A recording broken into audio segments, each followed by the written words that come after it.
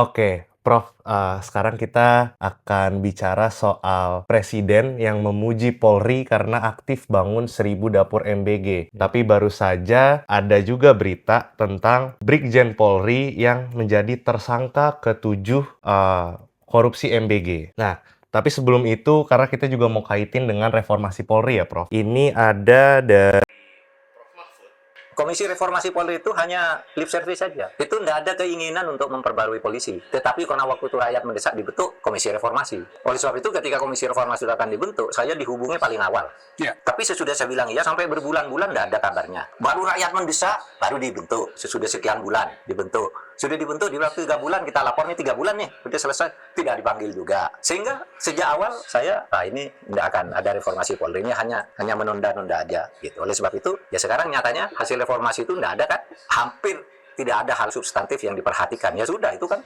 orang tidak bisa. Itu apa yang Anda kerjakan sebagai Komisi Reformasi? Memang kerjanya kan hanya membuat usul. Apa yang baik? Usul sudah disampaikan. Dan disampaikan kepada presiden ya, Sudah disampaikan. Ya. Bahwa itu tidak diperhatikan sama sekali dan tidak bergerak. Ya kan kita bukan pemerintah. Ya sudah, itu urusan pemerintah dan DPR, dan itu adalah kewenangan mereka. Oleh sebab itu ya silakan aja. Ya, apakah menurut saya tidak ada dengan adanya undang-undang ini tidak ada tuh reformasi Polri. Tidak akan ada. Nah, jadi gimana, Prof? Mungkin kita bahas dulu, karena kita lihat baru saja kemarin pas HUT Polri, Iya. Pak Presiden memuji bahwa Polri aktif membangun MBG. Iya. Tetapi kemudian juga baru hari ini Kejagung tetapkan Brigjen Polri aktif, LMI, tersangka baru kasus korupsi MBG, pernah aktif di Polda NTB. Iya. Ya sebenarnya menurut saya itu sebenarnya sebuah tragedi. Tragedi gimana tuh, Iya. Prof? Karena begini, Presiden pada hari peringatan ulang tahunnya Polri memberikan pujian sedemikian rupa dikaitkan dengan MBG yang sebenarnya dalam batas tertentu banyak orang juga yang kurang setuju. Polisi kan bukan tugasnya itu, Iya. iya kan? Tapi oke lah. Nah, yang menjadi persoalan lanjutan adalah bahwa beberapa waktu yang lalu Presiden membentuk Komisi Reformasi Polri, Iya. iya kan? Dan ketuanya tokoh yang sejak dari dulu memang ahli hukum dan memang tanda kutip memahami betul. Jimli Asidik, Iya. pernah ketua Mahkamah Konstitusi. Yang pertama. Yang pertama. Kemudian datang Pak Mahbub, juga wakil ketua. Iya. Iya kan, wakil ketua reformasi. Juga bekas ketua Mahkamah Konstitusi. Iya. Mantan Menko. Menko. Ya, jadi pengalamannya anggota DPR juga berapa lama. Pengalamannya sedemikian rupa. Jadi dua ketua dan wakil ketua reformasi Polri bukan orang yang tidak punya pengalaman panjang dalam mengelola negara ini. Gitu. Nah, tiba-tiba ketika hasilnya usul tentang reformasi Polri sudah dibuat mereka, nah, tapi kesulitannya memang sudah bisa diperkirakan bahwa karena anggotanya yang lain kan ada Polrinya, malah Kapolrinya juga jadi anggota kan. Iya, betul. Iya kan? Nah, oleh karena itu biasanya seperti yang dikatakan oleh Pak Mahbub juga dalam satu pernyataannya, ya bahwa reformasi Polri memang tidak dilakukan dan memang ada semacam tanda kutip penolakan terhadap itu. Lip service aja menurut istilah yang digunakannya kan. Iya. Jadi ini bukan istilah saya tapi istilah dari Pak Mahbub bahwa reformasi Polri itu hanya sekedar sebuah lip service ya. Nah, menurut saya ini hal yang sangat penting untuk menjadi bagaimana mengelola kelangsungan hidup kita sebagai bangsa dengan Polri yang seperti ini. Ketika Presiden memberikan pujiannya, tiba-tiba terungkap walaupun hanya satu, tetapi satu itu bukan tidak bisa dilihat sebagai sekedar satu, Iya. ya. Tiba-tiba ada satu orang anggota Polri masih aktif lagi, berpangkat jenderal lagi, Iya. ketangkap sebagai korupsi dalam kaitan dengan MBG. Nah, artinya apa? Ini satu tragedi sebenarnya, kalau menurut saya. Tragedi dalam arti kata, di saat Presiden, di saat Komisi Reformasi sudah memberikan, bayangkan 3.000 halaman sebagai saran, ya seperti yang dikatakan Pak Mahfud tadi.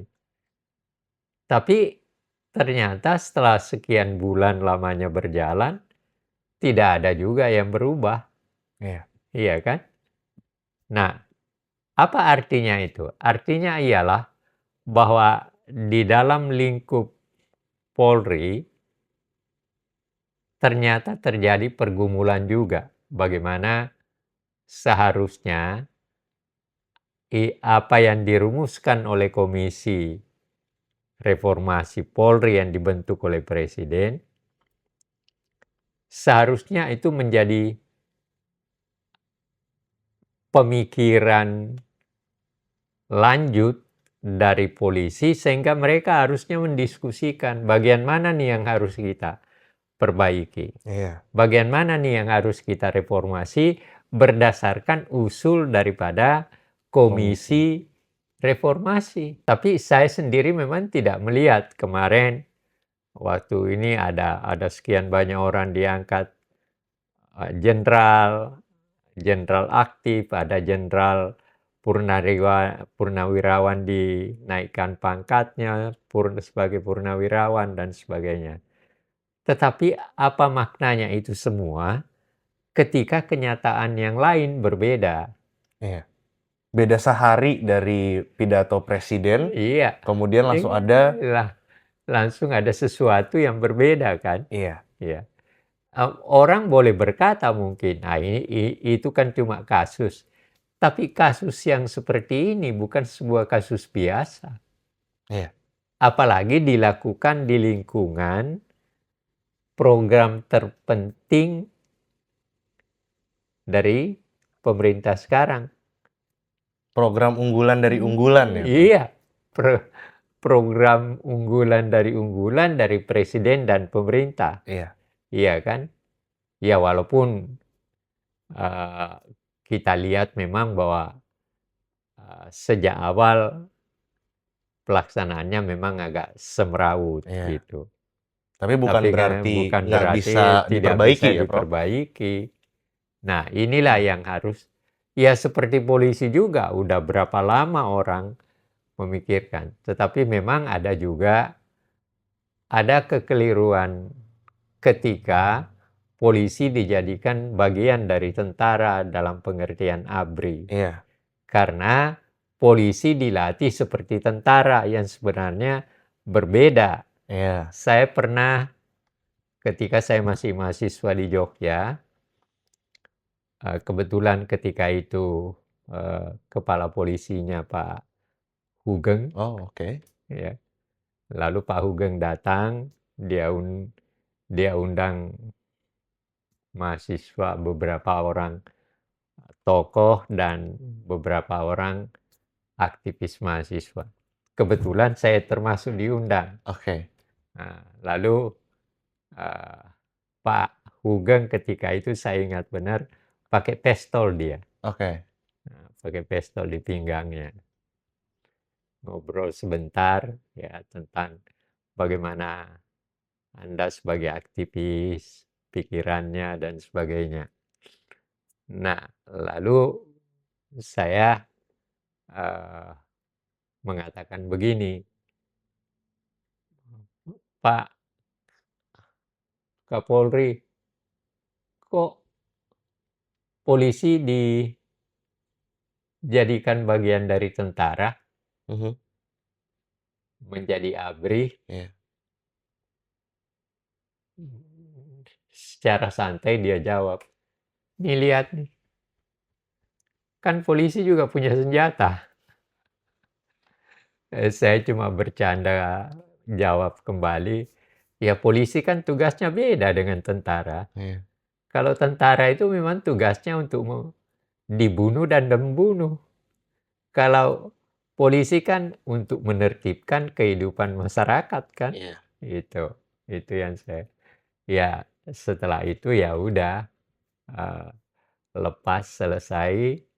Jadi saya mau memberi gambaran kepada kita semua bahwa salah satu faktor yang menyebabkan Polri sampai sekarang masih bermental seperti itu karena dalam sekian lama dia bergabung dengan tentara yang tugasnya berbeda tetapi dilatih seperti tentara. Iya. Kan itu hal yang berbeda menurut saya loh, itu. Tapi balik lagi Prof, Nah, ke, dui fungsi ABRI yang kemudian kan sebenarnya secara fungsional TNI dan Polri ini beda. iya, Kemudian walaupun sekarang, sudah dipisah, tapi iya, kita juga pernah bahas kalau misalkan masih ada iya. sisa-sisa, perekatan Oh, ABRI tersebut. iya, memang menurut saya sampai sekarang belum hilang kok. Dan tanpa disebut sebenarnya salah satu faktor yang dimaksud oleh Pak Mahfud Mahfud, heeh, dengan lip service saja itu disebabkan oleh karena bau, ABRI, ABRI-nya itu, dui fungsi ABRI debu tersebut. fungsi ABRI. Itu Makanya yang menjadi faktor menurut saya yang saya amati selama ini. Dan itu memang bukan suatu persoalan yang mudah, ya.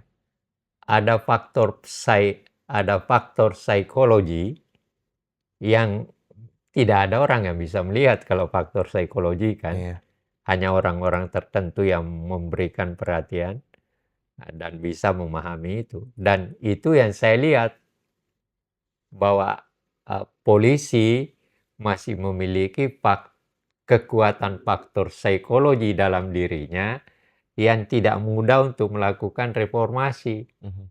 Karena pengaruh daripada ketika dia hidup bersama ABRI dengan latihan seperti ABRI.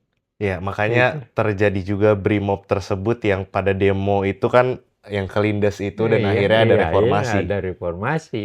Ya itu semua pertanda aja yang, nah, tapi semua, ketika terjadi ini kan tidak semua orang bisa menangkap Iya, apa latarnya dan sebagainya. Tapi bagi orang yang punya perhatian tertentu, ya bisa melihat kenyataan itu, dan itu adalah bagian daripada ketidakmudahan usaha untuk melakukan reformasi di lingkungan Polri. kemudian kan itu ya, Prof, seharusnya reformasi Polri kemarin itu menjadi suatu usaha untuk membuang bau-bau dui fungsi Ya tersebut. memang tujuannya kan itu, Tapi salah satu. bahwa wakil Komisi Reformasi Polri ini juga Prof. Mahfud, bahkan tadi ada di Tempo mengatakan sia-sia.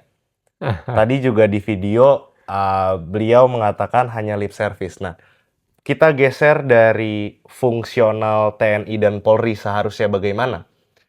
Prof kemarin beberapa video yang lalu bilang kalau, ngapain TNI dan Polri secara fungsional ngurusin MBG. Heeh. Dan terbukti bahwa ada anggota aktif Polri, bahkan jabatannya Brigjen, itu melakukan korupsi Pangkatnya menjadi, Brigjen. iya pangkatnya Brigjen, melakukan Nah, korupsi menjadi tersangka ke-7. Nah, bagaimana menurut Prof?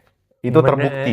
Iya, menurut saya memang seharusnya dipikirkan kembali bahwa yang namanya Polri itu dan TNI seharusnya ya janganlah mengambil. Kalau dia sudah mungkin, kalau dia sudah purnawirawan bisa aja. Tapi kalau dia masih tentara aktif, janganlah. Atau dia polisi aktif, janganlah memanggil bagian. Karena tugas mereka sudah jelas. Ya Iya. kan? Tentara adalah ini, polisi adalah ini. Ya. Tapi kalau dia sudah purnawirawan kan dia sudah orang bebas. Iya, Nah, dia tidak bisa mengambil apa terikat saja, dengan tidak terikat apapun. lagi dengan apapun. Nah, itu yang saya maksudkan. Jadi saya cuma mau mengembalikan kemurnian tugas dari masing-masing lembaga. Itu yang utama. Dan dalam konteks waktu sekarang, keadaan global kita sebenarnya justru sangat penting untuk memikirkan bagaimana menambah kekuatan ABRI kita, TNI kita, dan bagaimana kekuatan polisi kita sebagai penjaga keadaan dalam negeri. Itu yang seharusnya dipikirkan. Dan itu yang saya kira salah satu faktor yang banyak menjadi pemikiran di dalam reformasi yang 3.000 halaman itu adalah faktor ini, saya kira. Bagaimana mengembalikan polisi ke tugasnya yang utama. Yang pertama dan utama. Sama dengan bagaimana mengembalikan tentara karena akibat daripada Orde Baru dan seterusnya, sehingga menjadi seperti itu. Ya. Inilah yang sehingga saya ingin menyampaikan kepada semua pihak, ya marilah kita mengembalikan fungsi kita ke masing-masing. Polisi kembalilah ke tempatnya dan bekerja sebagaimana adanya, TNI kembali kepada tempatnya semula. Dan itu sangat penting untuk kepentingan hari. Dan ini kita bicara bukan hanya kita bicara dalam konteks sekarang, untuk kepentingan konteks sekarang, tetapi ini kita bicara untuk kepentingan hari depan. Kalau keadaan polisi tidak berubah, bagaimana mau memperbaiki masa depan? Nah, itu Prof, yang sebelum kita ke berita utamanya Brigjen ini ya, tapi kita bahas reformasi dulu, reformasi Polri dulu. Ini kan sudah terjadi reformasi Polri, sudah ada usulan, tapi yang merekomendasikan saja mengatakan ini sia-sia dan lip service. Nah, ke depannya Prof, untuk masa depan Polri itu bagaimana Prof? Nah, kalau menurut saya, kembalilah kepada baca kembali, pelajari betul 3.000 halaman itu, dan seharusnya polisi membuat satu semacam internal mereka untuk mempelajari 3.000 halaman ini dan kemudian merinci bagian mana yang didahulukan untuk menjadi bagian dari pelaksanaan reformasi itu. Itu yang harus dilakukan menurut saya. Karena ya bisa aja kan saya presiden diberikan 3.000 halaman dan Kapolri-nya kan terlibat. Lalu presiden mengembalikan kepada Kapolri, pakai ini untuk reformasi. Nah, Kapolri punya tugas sebenarnya pelaksanaan lebih lanjut dari apa yang ditugaskan oleh presiden kepada dia, membentuk semacam ya satu grup diskusi lah, ya, di mana mereka berdialog secara jujur. Kalau misalnya ada 10 orang petinggi polisi, supaya membicarakan ini dan mengambil perincian apa sih yang dimaksud dengan 3.000 halaman itu, dan bagaimana kita merumuskannya kembali untuk dilaksanakan. Jadi bukan merumuskan sekedar sekedar itu sudah selesai, tutup pintu lagi. Ya, ini kan karena kondisinya Prof, revisi Undang-Undang Polri sudah disahkan Ya dengan itu. rekomendasi Komisi Reformasi Polri tidak diakomodasi. Kan Iya. kondisinya seperti itu. Tapi Iya. bukan berarti bahwa pembacaan dan diskusi terkait rekomendasi reformasi Polri dari tim yang diketuai Prof. Jimli dan Prof. Mahfud itu ditinggalkan begitu saja ya, Prof? Iya, begini. Jadi sebenarnya di situ menurut saya DPR-nya juga keliru. Oke, gimana, Prof? Dalam arti kata begini. Kenapa ketika melihat Undang-Undang Polri dan menganggap bahwa Undang-Undang Polri yang mau disahkan itu tidak melihat 3.000 halaman ini? Oke. Kan itu. Kan sebenarnya ketika undang-undang ini dibuat dan sementara dilaksanakan, lalu ini keluar yang 3.000 itu, maka ini harusnya dihentikan dulu. Lalu yang 3.000 ini dilihat untuk kemudian dimasukkan ke dalam undang-undang. Iya. Kan logika pikirnya kan itu. Jadi berangkatnya harusnya dari rekomendasinya Iya, dulu ya? berangkatnya dari rekomendasi 3.000 halaman yang diberikan. Dan harus diingat, tugas reformasi ini dibentuk oleh Presiden dan ditugaskan oleh Presiden untuk mencari pola-pola pikir tertentu dalam rangka reformasi Polri. Jadi harusnya memang diakomodasi. Iya dong. Ya, apa gunanya membentuk sebuah komisi kalau hasil pikirannya tidak menjadi bagian daripada pemikiran lanjut? Iya. Kan Nah, itu. tapi kan ya ini nasi udah jadi bubur gitu, Iya, Prof. iya. Tapi langkah selanjutnya sekarang berarti buat tim diskusi lebih lanjut Iya, terkait. jadi begini. Kalau menurut saya, oke, Undang-Undang Polri-nya udah selesai, tetapi 3.000 halaman ini tetap menjadi bagian daripada pemikiran untuk pada saatnya dilaksanakan sesuai dengan undang-undang yang ada di sini. Kan bisa dikelopkan. Iya. Gitu. Jadi pemikiran-pemikiran dari 3.000 halaman ini oke, karena undang-undangnya sudah dijalankan, tentu tidak sepenuhnya bertentangan dengan antara 3.000 halaman dengan yang undang-undang ini. Iya. Tentu ada bagian-bagian yang sejalan. Nah, yang sejalan itulah yang dilakukan. Diperbaiki, dikembangkan sesuai dengan yang 3.000 halaman itu. Itu yang menurut saya ini sekedar seorang warga negara yang kebetulan mendapatkan kesempatan memperoleh pendidikan, dan inilah pikiran saya sebagai orang yang punya pendidikan tertentu. Dan ya, dalam perjalanan hidup tidak pernah berhenti mengikuti perjalanan bangsa ini.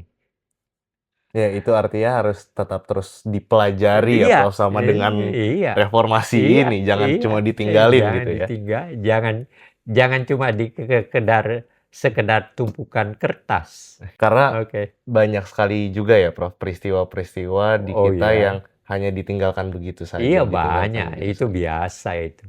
Dan itu yang harus ditinggalkan. Itu yang harus ditinggalkan. Justru hal itu harus ditinggalkan. Jadi jangan mengabaikan. Begini, saya sering menggunakan istilah dulu. Ya. Kita ini pandai membuat aturan, tapi kita juga pandai menginjak-injaknya kembali. Itu dulu selalu istilah yang sering saya gunakan ketika saya masih aktivis mahasiswa. Tapi sampai sekarang saya masih melihat bahwa ya contohnya sederhana aja. Yang 3.000 halaman ini kan diabaikan. Dan yang mengatakan bahwa itu diabaikan bukan siapa-siapa. Orang yang membuatnya sendiri. Kan gitu. Jadi saya kira oleh karena itu, tetapi ini tidak berarti bahwa kita melihat kepada polisi dengan negatifnya Iya. saja. Sebab tidak mungkin ada negara tanpa polisi, Iya. dimanapun. Oleh karena itu, tetapi masyarakat memang punya hak untuk melakukan koreksi tertentu, pengawasan tertentu, Iya. karena mereka digaji oleh rakyat. Iya. Masyarakat yang gaji dia. Jadi kalau dia tidak melakukan tugasnya, sebenarnya apa gunanya digaji oleh rakyat? Kan itu. Nah, oke, kita beranjak dari reformasi Polri ke berita utama yang kita mau bahas. Anggota Polri aktif dalam pusaran ini kalau dari Kompas judulnya anggota TNI Polri aktif dalam pusaran kasus MBG. Jadi Kejaksaan Agung kembali menyampaikan fakta terbaru, yakni keterlibatan anggota TNI dan Polri. Berarti bukan cuma Polri doang, bukan cuma Brigjen tadi. Tapi kita lihat, sosok polisi aktif tersebut adalah Brigjen Polri, lalu Muhammad Iwan, yang sebelumnya menjabat sebagai Kepala Biro Hukum dan Humas Badan Gizi Nasional. Jadi tetap di lingkungan BGN itu sendiri. Ya. Direktur Jampitsus, Syarif Sulaiman, menjelaskan lalu saat ini menjabat sebagai Sekretaris Deputi Bidang Promosi dan Kerjasama BGN. Oh, Nah, dalam Iya. perkara ini, lalu namanya Iya. diduga meminta dua saksi berinisial YCS dan RD mendirikan sebuah perusahaan yang dijadikan sarana menjual food tray atau ompreng. Jadi ompreng-ompreng yang buat MBG itu, Prof. Kepada calon mitra SPPG. Dan harga ompreng itu ya biasa terus di markup dan lain-lain. Terus ada juga dugaan keterlibatan kolonel TNI. Selain itu, Jampitsus juga mengungkap dugaan keterlibatan TNI aktif berpangkat Kolonel Korps Peralatan (CPL) Waduh. berinisial BU dalam kasus korupsi tata kelola program MBG sebagai pejabat pembuat komitmen. BU diduga berperan mengatur penggelembungan harga atau markup tadi dan mengarahkan pemilihan penyedia dalam pengadaan sepeda motor di BGN yang kemarin. Ya, ini Kompas ya. Yang Kompas, Ya, betul. kalau dari Kompas itu pasti Faktual. faktual dan bisa dipercaya 99%. Oke. Nah, itu jadi kita bukan cuma Polri, Prof. Ternyata TNI dan Polri. Iya, makanya kan tadi saya katakan, ya kembalikan Polri ke tempatnya, ke tugasnya. Juga TNI. TNI punya tugas untuk keamanan negara. Itu jelas dalam undang-undang. Sini ada ketertiban. Jadi, ya janganlah Campur tanda adukan ya. kutip dicampur adukan tugas mereka. Bahwa dia mau membantu, oke. Iya. Ya, sekedar membantu, bukan menjadi pelaksana utama. Nah, ketika mengangkat misalnya Brigjen itu menjadi sekretaris apa di BDN, ya kan? BGN. BGN, itu artinya kan memberikan sebuah jabatan penting di MBG, Iya. pengelolaan. Nah, memang tempatnya bukan di situ. Bukan seharusnya di situ Bukan ya, Prof. seharusnya di situ. Nah, oleh karena itu sekali lagi saya cuma mengharapkan sebagai warga negara, marilah kita mengatur negara ini dengan memberikan tempat sebagaimana yang ditentukan oleh undang-undang. Jangan menempatkan Polri di luar tugas utamanya. Jangan menempatkan TNI di luar tugas utamanya. Itu yang harus dipikirkan.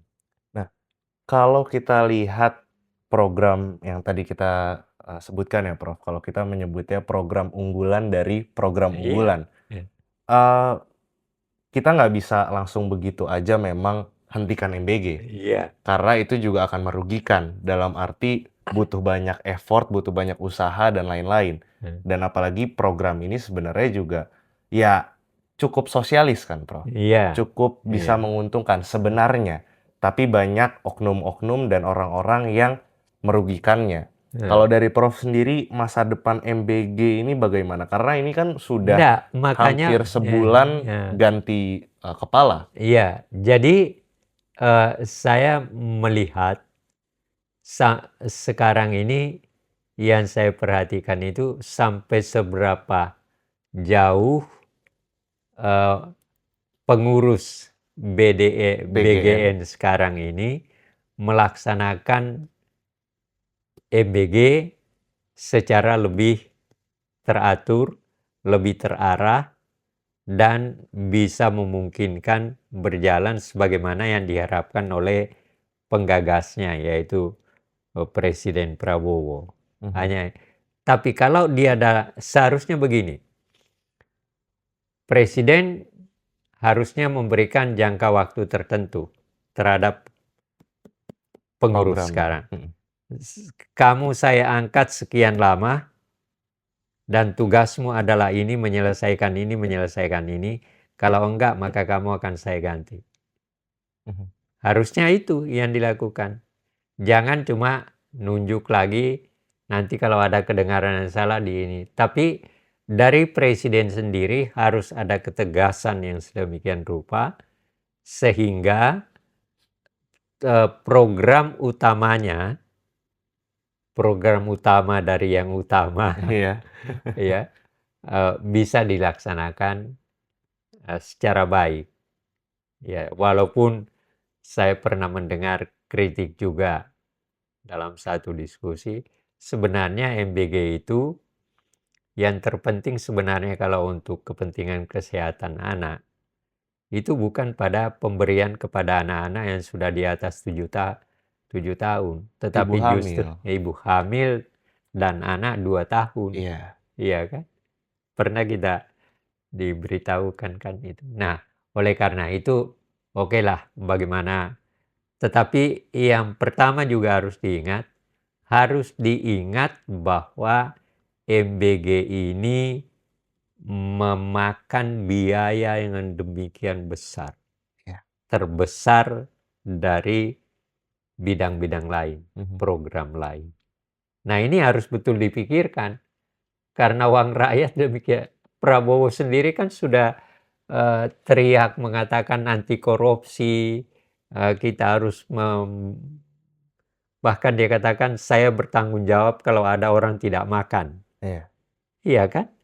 Nah, ini semua harus tetapi masyarakat jangan berhenti juga untuk melakukan pengawasan. Itu penting. Sangat penting juga. Jangan berhenti melakukan pengawasan, karena itu hak kita sebenarnya, hak demokratis kita untuk melakukan koreksi. Karena duit yang dipakai MBG juga duit kita ya, Pak? Iya. Nah, inilah yang harus. Jadi intinya sebenarnya, mari kita membangun kesadaran baru untuk hari depan kita bersama, yang sebenarnya begini, masa depan itu kan bukan kita yang sekarang yang punya. Masa depan itu adalah anak-anak hari depan. Iya kan? Bukan saya yang sudah berusia 80-an tahun ini yang memerlukan itu. Yang memerlukan adalah kamu yang masih berusia 20 tahun ke bawah. Kan itu. Jadi itu yang harus dipikirkan terutama. Ngapain lagi? Saya udah menikmati semua kok. Karena usia, iya kan? Nah, oleh karena itu yang harus dipikirkan adalah bagaimana anak-anak ke depan. Jangan saya mengambil hari depan mereka karena keserakahan saya. Ya, jadi jangan orang berusia 60 tahun mengambil masa depan mereka karena keserakahannya. Itu menarik, Prof. Karena saya juga baru ingat, minggu lalu, 2 minggu lalu tuh ada, jadi ada Warek UN. Itu jadi di UN-nya itu lagi ada Yogyakarta.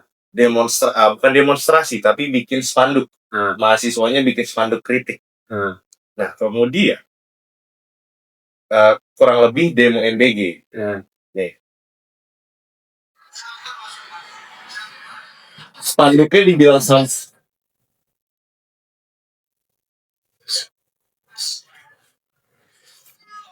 yang marah-marah ini Tuareg semua. Oh iya.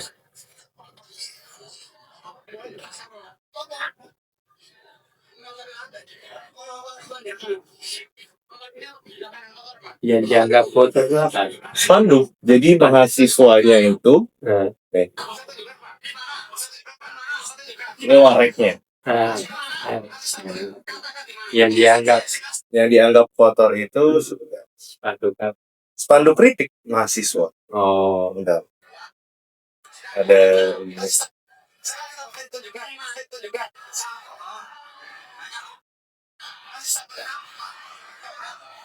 oh jadi yang dikatakan sampah itu kritik mahasiswanya. iya. Iya, Mbak. Jadi tuh Warek UNY ungkap lebih kotor spanduk kritik daripada kebijakan pemerintah. Iya itu kan. Nah, jadi jadi itu ada intrik-intrik tertentu lah Prof di Iya, MBG tapi MBG ya ini. makanya. Tapi menurut Prof gimana? Karena ini Iya, Warek enggak, UNY juga. begini, ketika kita mau melakukan sesuatu harus dipikirkan betul dampaknya, Iya. ya kan? Seperti dikatakan tadi, rektor Warek Warek UNY. UNY yang mengatakan spanduk-spanduk mahasiswanya itu Sampah. kotor. Ya nggak begitu juga lah, Iya. iya kan? Seorang rektor seharusnya membuka ruang juga bagi internal boleh. Kalau dia melarang mahasiswanya melakukan itu ya ajaklah mahasiswa ngomong dan jangan seperti tadi teriak-teriak kotor, sampah dan sebagainya. Itu tidak intelektual. Rektor loh, pembantu rektor loh. Iya kan? Iya, Prof pernah juga ya. Iya. Jadi ketika seseorang yang berpendidikan, ya kembali lagi saya menggunakan istilah yang barangkali orang sudah bosan. Ketika orang berada di lingkungan pendidikan dan ada di bagian di mana dia ikut mengurus negara, maka yang pertama harus dia miliki adalah kecerdasan dan keterdidikan. Terdidik tercerahkan itu ya, Prof. Tercerahkan itu. Nah, itu yang kurang sekarang. Bayangkan tadi, seorang pembantu rektor teriak-teriak, tidak masuk akal saya. Kalau dia sebagai seorang intelektual, maka dia ajak mahasiswanya. Mari kita diskusi. Tidak perlu keluar kotor, sampah. Itu tindakan Tidak melambangkan seorang intelektual yang dan dia berpendidikan. tidak pantas duduk di lingkungan universitas, apalagi menduduki jabatan tertentu. Iya. Ajaklah mahasiswanya ke satu ruangan, Diskusi. mari kita diskusi. Apa sih yang kamu tidak setuju? Saya punya pendapat seperti ini. Sebagai pembantu rektor saya berpendapat seperti ini. Kamu bagaimana? Kamu mengeluarkan spanduk seperti itu, landasannya apa? Iya kan? Enggak. Jadi bagi saya, dan itu aneh bagi saya, apalagi terjadi di Jogja. Iya. Ya, Universitas Negeri Yogyakarta kan. Sangat tidak pantas menurut saya. Sangat tidak pantas. Nah, oleh karena itu saya kira hal-hal yang kita bicarakan betul, marilah kita kembali berusaha untuk berpikir secara lebih jernih, secara lebih jujur, tetapi tetap mempertahankan keberanian untuk melakukan koreksi, mewujudkan kejujuran kita masing-masing. Iya. Gitu. Nah, kalau ini terakhir, Prof. Kita ulas kesimpulan dari MBG ini karena anak-anak sekolah lagi libur, Heeh. jadi Dan MBG sekarang kan juga MBG libur. libur. Harusnya ada evaluasi dan Evaluasi, iya. reformasi MBG juga ya, Prof ya? Iya. Jadi sebenarnya sudah ada perbaikan yang Iya. dilakukan. Misalnya sekarang karena libur maka MBG-nya nggak dibagikan kan. Iya. Iya kan. Nah, saya menganjurkan begini, jangan malu melakukan seleksi di sekolah. Siapa yang bisa dikasih makan dan siapa yang tidak. Mhm. Iya kan? Yang memang seperti di Jogja, yang mau makan itu hanya orang miskin. Iya. Orang yang merasa kaya tidak mau. Mhm. Iya. Nah, ini harus menjadi perhatian. Jadi yang tak mau ya jangan dikasih. Yang mau memang itu yang tujuan, karena memang dia tidak makan. Iya. Iya kan? Jadi kita tetap menggunakan pikiran rasional kita dalam melaksanakan sesuatu. Jangan semraut gitu. Jangan disamaratakan semua orang mau makan seperti yang kita kasih. Belum tentu. Harus ada survei dulu Ada berarti ya, Prof ya? survei. Oleh karena itu saya menganjurkan sebenarnya lebih baik atau diadakan percobaan dulu. Sekolah. Yang melakukan itu adalah sekolah. Iya. Karena sekolah yang Bukan, paling tahu anak-anak tersebut ya, Prof? yang tahu sudah ada kantinnya juga, Iya. tinggal memperbesar kantin itu kan, Mhm. apa yang harus, dan disitulah biayanya di sekolah itu ditambah, bukan ditambah untuk itu, tetapi untuk kepentingan MBG-nya ini. Nah, ini ada reorientasi program MBG yang dijalankan BGN. Ya. Bergeser dari pendekatan kuantitas penyaluran logistik Eh, menjadi fokus utamanya pada kualitas asupan gizi, penguatan akuntabilitas tata kelola, ya serta udah. pembentukan budaya ini dari BGN-nya sendiri sih, Prof. Jadi Maksudnya, begini, artinya BGN-nya sudah berusaha akan melakukan perbaikan. sebutannya reorientasi MBG. Reorientasi. Nah, pertanyaannya, persoalannya, Mhm. mudah-mudahan itu akan berjalan sebagaimana yang diharapkan oleh pimpinan sekarang. BGN sekarang kan. Iya. Itu aja. Semoga Semoga rakyat diuntungkan ya, Prof. Iya. Jadi, ya tapi yang paling sederhana sebenarnya kalau mau dilakukan, kembalikan ke sekolah. Ya, itu paling make sense ya, Prof. Iya. Karena Jadi sekolah yang sekolah tahu. sudah punya, dia udah tahu juga, dan tinggal dilaksanakan kan. Karena dari dulu juga sekolah itu punya kantin. Punya kantin. Kantin yang bisa mengurus itu tersebut, itu terus ya. tahu anak-anaknya bagaimana, Bagaimana. tahu apa yang disukai oleh anak-anak, Iya. dan bisa mengelola dengan gampang. Iya. Nggak perlu repot-repot, alurnya juga secara logistik lebih gampang ya, Prof. Iya. Nah, ini juga, tapi ini ada yang menarik, Prof. Ini mungkin terakhir lah ya sebelum kita ambil kesimpulan. MBG libur, ini dari Kompas lagi. MBG libur, harga cabai dan tomat di Pati kompak turun. Ini intermezzo aja, Prof. Tapi kalau menurut Prof gimana artinya, Prof? Artinya begini. Artinya kalau dari segi itu ini Kompas ya. Iya, ini Kompas juga ada lagi, memper- Prof.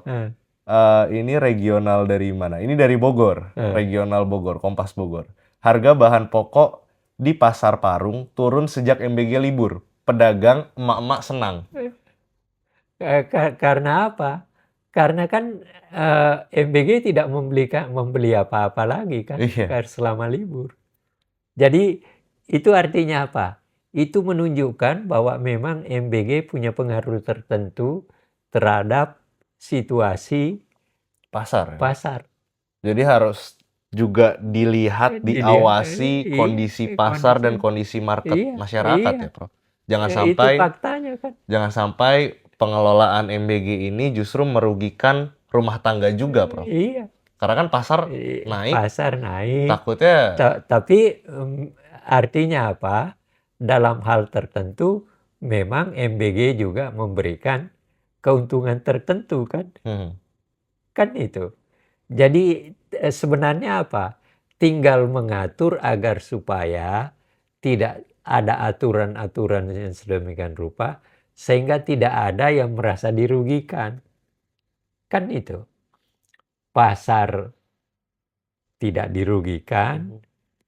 tapi ibu rumah tangga juga tidak Tidak. dirugikan. Kan persoalannya itu. Karena jangan sampai satunya untung, tapi di belahan lain, bidang lain malah justru rugi ya, Prof? Rugi.